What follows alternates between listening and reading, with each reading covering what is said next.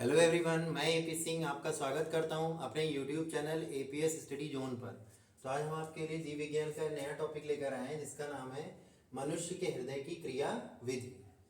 कि मनुष्य का हृदय जो होता है वो कैसे कार्य करता है। तो इसको समझने से पहले हृदय के बारे में कुछ जानकारी ले लेते हैं। जैसे कि आपको पता होगा कि जो मनुष्य का हृदय होता है उसका वजन लगभग कितना होता है, तो 350 ग्राम का। पुरुषों में 350 ग्राम का होता है और स्त्रियों में रहता है 250 ग्राम का।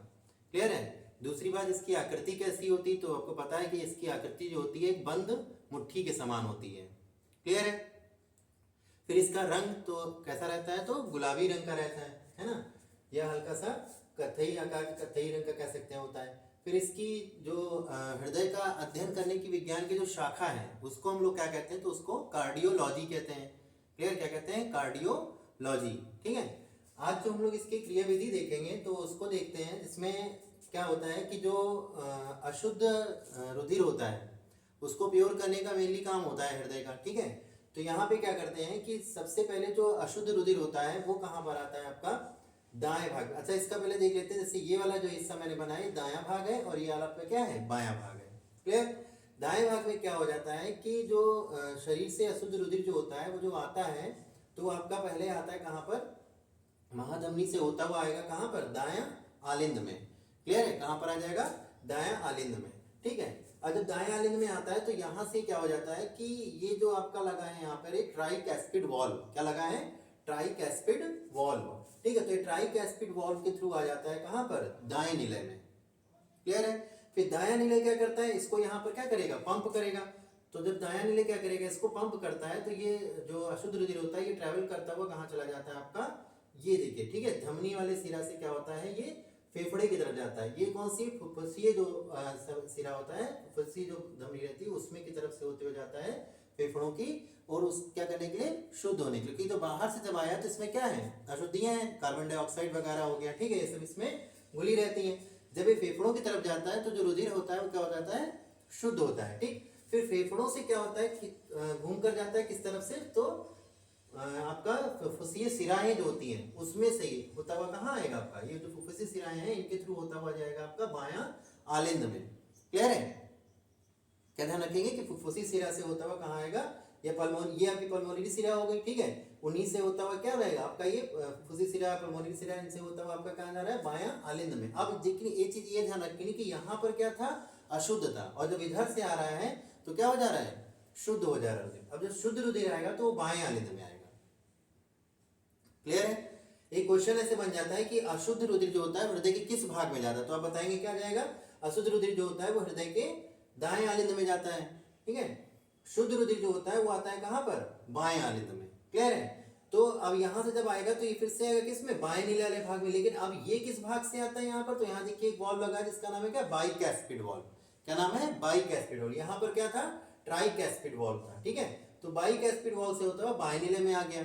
फिर बाएं नीले से क्या हो जाता है कि ये जाता है यहाँ आपका महाधमनी से होते हुए, ऑर्टास इसको कहते हैं, इससे होते हुए कहाँ चला जाता है, शरीर के अन्य भागों में। ठीक है। तो शरीर के जब अन्य भागों में जाएगा तो वहां पे क्या हो जाएगा, ये शुद्ध रुधिर के रूप में वहां पर जाता रहता है। क्लियर। तो इसको एक बार फिर से अगर हम लोग देख लेते हैं तो क्या हो जाएगा कि अशुद्ध रुधिर जो होता है वो हृदय के दाएं भाग में आता है सबसे पहले। वो भी किस भाग में आता है, तो महाधमनी से होता हुआ आता है कहाँ, दाएं आलिंद में। दाएं आलिंद से क्या जाता है कि ट्राइकैस्पिड वॉल्व से होता हुआ जाता है कहाँ, दाएं निलय में जाता है। फिर दाएं निलय से क्या हो जाता है कि ये जब ये दाएं निलय जो इसको क्या करता है, पंप करने का कार्य करता है। ठीक। तो ये जो पंप करेगा तो ये जाएगा कहाँ पर आपका, ये आपका ये देखिए फेफड़े वाली सिरा से होते हुए जाएगा किधर, फेफड़ों की तरफ। ठीक है। जब फेफड़ों की तरफ जाता है तो वहां पे क्या हो जाता है, ये शुद्ध किया जाता है। ठीक है। शुद्ध होकर के वापस घूम के आता है पल्मोनरी सिरा वगैरह से होता हुआ। ठीक है। पल्मोनरी सिरा हो गई जिसको हम फुफ्फुसी सिरा भी कह सकते हैं ना, फुफ्फुसी सिरा से होता हुआ आता है कहाँ पर, बाएं आलिंद में। बाएं आलिंद से जब आएगा तो कहाँ जाएगा, ये बाएं निलय में जाएगा। लेकिन किस मार्ग के द्वारा, तो बाइकैस्पिड वॉल्व यहाँ पर लगा होता है।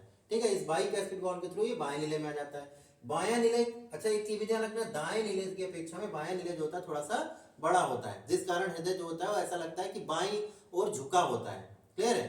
जबकि वास्तविकता में आपको क्या पता चल रहा है कि जो बड़ा है इसीलिए उसका आकार ऐसा लगता है कि बाईं ओर वो झुका है। ठीक है। तो ये रहता है। तो बाईं निलय से होता हुआ कहाँ जा रहा है आपका, फिर धमनी से होता हुआ पहुंच जाएगा कहाँ, शरीर के विभिन्न भागों में। ठीक है। शुद्ध होकर के तो मेन जो काम है हृदय का वो क्या है आपका, ब्लड को शुद्ध करने का, हृदय स्पंदन का कार्य है ना। तो ये चीज ध्यान रखिए। अच्छा, कितना ब्लड शुद्ध करता है, तो आपको ये भी पता होगा कि एक बार में हृदय आपका जो कितनी बार धड़कता है, तो 72 बार धड़कता है। और ब्लड कितना शुद्ध करता है एक बार में, तो करीब करीब 70 ml जो होता है ब्लड शुद्ध करता है वो, ठीक है। लेकिन अब धड़क रहा है हृदय कितना, एक मिनट में 72 बार, तो क्या हो जाएगा, ये जो आपका है 70 को 72 से आप क्या करा दीजिए, मल्टीप्लाई करा दीजिए, ठीक है।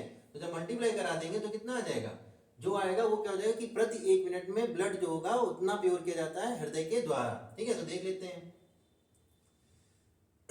अगर इसका मल्टीप्लाई कराएंगे तो आ जाएगा आपका क्या, 7 दूनी 14 और 7 सत्ते 49 और 1 50 और 1 के 0, ठीक है। तो 5040 ml आ रहा है, यानी 5 लीटर के आसपास क्या हो जाता है कि ब्लड जो होता है आपका क्या किया जाता है, शुद्ध किया जाता है हृदय के द्वारा 1 मिनट में। क्लियर, तभी कहा जाता है शरीर का सबसे व्यस्ततम अंग कौन सा है, तो आप क्या बताते हैं, हृदय। क्लियर है, तो ये चीज यहाँ पर आप क्या रख सकते हैं, इसको ध्यान रख सकते हैं, ठीक है। तो एक छोटा सा टॉपिक आज हम आपके लिए कह रहे थे, मनुष्य के हृदय की क्रिया विधि। आई होप कि वीडियो आपको अच्छा लगा होगा। अगर वीडियो आपको अच्छा लगा है तो वीडियो को लाइक कीजिएगा, शेयर कीजिएगा और चैनल को जरूर सब्सक्राइब कर लीजिएगा। Thank you.